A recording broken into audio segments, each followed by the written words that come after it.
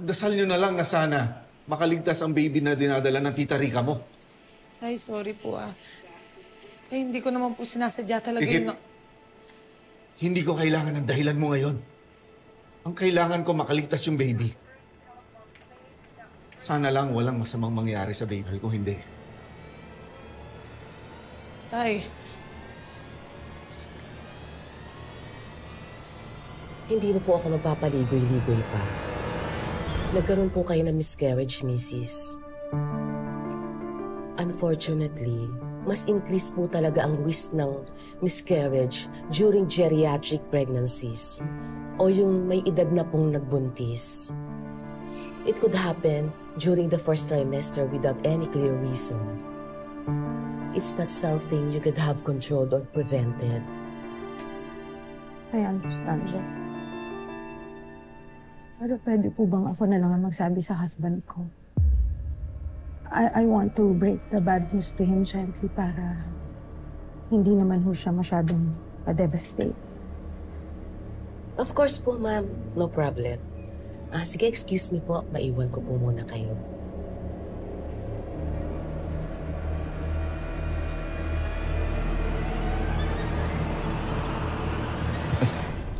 Dok, kamusta po yung asawa ko? Hinihintay na po kayo ng asawa niyo. Sige po. Thank you.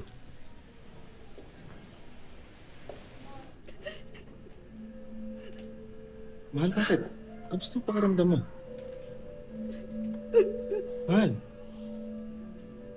Ano sabi ni Doc? Ano nangyari?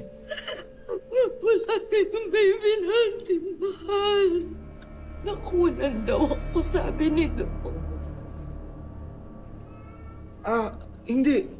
Hindi. Nagkakamali sila. Sandali. Baka may magagawa pa silang para iligtas ang anak. Sandali. It's too late. It's too late, Ma. It's too late. There's nothing they can do.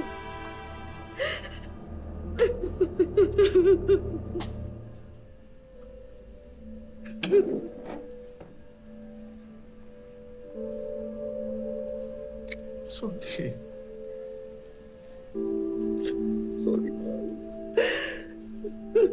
Sorry, hindi ko kayo naproteksyonan. Sorry.